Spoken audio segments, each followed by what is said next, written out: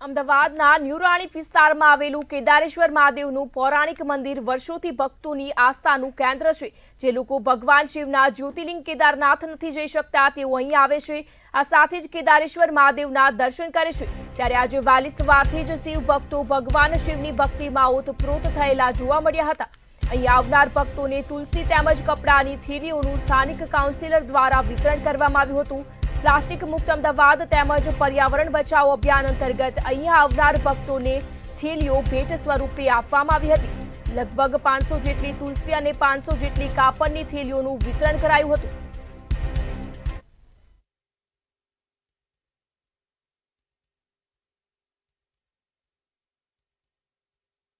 बहुत अच्छा दिन लग रहा है। सोमवार का दिन है और अच्छा ही लग रहा है सबको, जैसे मंदिर में नाग पंचमी भी है और भी अच्छा है, सबसे बेस्ट है। હું અહીંયા શ્રાવણ મહિનાનો પહેલો સોમવાર છે એટલે દર્શન કરવા આવી છું, પણ આવ્યા પછી મને ઘણું બધું સારું લાગ્યું અને ભક્તોની બી ભીડ આટલા વરસાદમાં બી બહુ સરસ છે। એવું લાગે છે કે પહેલો શ્રાવણ મહિનો છે એટલે જાણે સાક્ષાત ભગવાન બિરાજમાન થયા છે અને જે સ્મશાનમાં દેવતા આજે એવું લાગે છે કે આપણા મંદિરમાં જ બિરાજમાન છે અને બહુ એટલે બહુ ખુશી અને આનંદ અનુભવું છું આજે અહીંયા આવીને। ન્યુરાણીમાં કેદારનાથ મહાદેવનું મંદિર છે, પણ આપણે બધા કેદારનાથ મહાદેવ જઈ શકતા નથી, પણ અહીંયા આવેલું કેદારનાથ મહાદેવના મંદિરમાં મહાદેવજીના દર્શન કરીને ભવ્ય અનુભવ કરીએ છીએ। થેન્ક બહુ આનંદનું લાગી રહ્યું છે, બહુ સરસ આનંદ લાગી રહ્યો છે અને મહાદેવના દર્શન કરવાની બહુ સારું છે। મંદિરમાં ઘણી પબ્લિક દર્શન કરવા રોજની 10,000 પબ્લિક ઓછામાં ઓછી આવે છે અને ઘણું જૂનું મંદિર છે।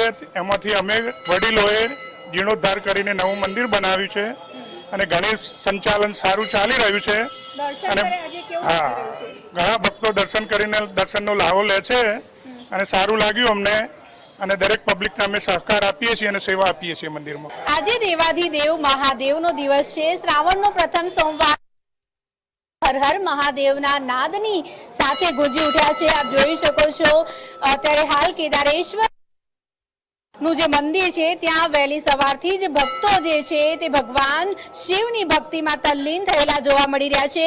આજના દિવસે ભગવાન શિવની ભક્તિનું વિશેષ મહત્વ રહેલું છે, ત્યારે મોટી સંખ્યામાં ભક્તો જે છે તે ભગવાન શિવના શિવલિંગ ઉપર અત્યારે હાલ જળાભિષેક કરી રહ્યા છે તે હોય છે। ત્યારે પૂજારીજી પણ અહીંયા છે, એમની જોડે પણ આપણે વાત કરવાનો પ્રયત્ન કરીશું। શું કહેશો, આજે શ્રાવણનો પ્રથમ સોમવાર અને એમાં પણ ભગવાન જે દેવાધિદેવ જે મહાદેવ એમનું વિશેષ મહત્વ છે?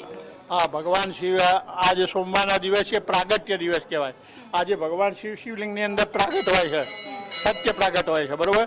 તો એનો જે કંઈ તમે દર્શન શ્રદ્ધાથી કરો તો ભગવાન તમને મન વાંછિત ઈચ્છા તમારી પૂરી કરે એવું મહત્વ છે। બોલો મૃત્યુંજય મહાદેવ ત્રાહિમામ શરણાગત જન્મ મૃત્યુ જરા વ્યાધે પીડિતમ કર્મ બંધન।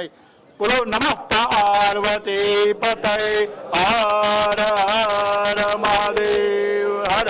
જે કેદારેશ્વર મહાદેવ મંદિર છે ત્યાં અત્યારે હાલ બહેનોને જે કહેવાય થેલી કહેવાય છે તેનું વિતરણ પણ કરવામાં આવી રહ્યું છે।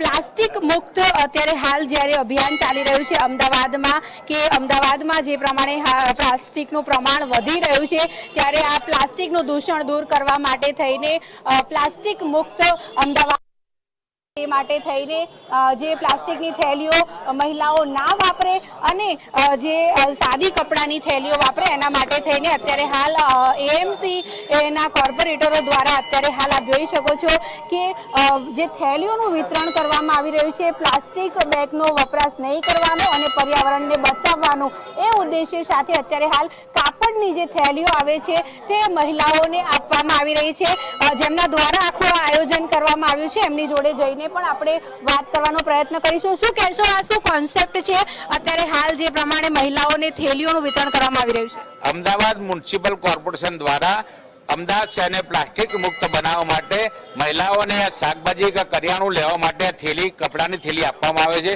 થેલી દ્વારા એ શાકભાજી લેવા જાય, કરિયાણું લેવા જાય અને પ્લાસ્ટિક મુક્ત માટે આ કોન્સેપ્ટ અમદાવાદ મ્યુનિસિપલ કોર્પોરેશન દ્વારા કરવામાં આવેલો છે। ચોક્કસથી તો અમદાવાદના રાણી વિસ્તારમાં આવેલું આ કેદારેશ્વર મહાદેવનું અદ્ભુત છે અને 50 વર્ષ જૂનું આ મંદિર છે, જ્યાં વહેલી સવારથી જ ભક્તોનો ઘસારો જોવા મળી રહ્યો છે અને આજનો પવિત્ર દિવસ એટલે કે શ્રાવણનો સોમવાર, જેમાં મોટી સંખ્યામાં ભક્તોએ ભગવાન શિવના દર્શન કર્યા અને આશીર્વાદ ગ્રહણ કર્યા. કેમેરા પર્સન કેતન શ્રીમાળી સાથે અનિતા પરમાર.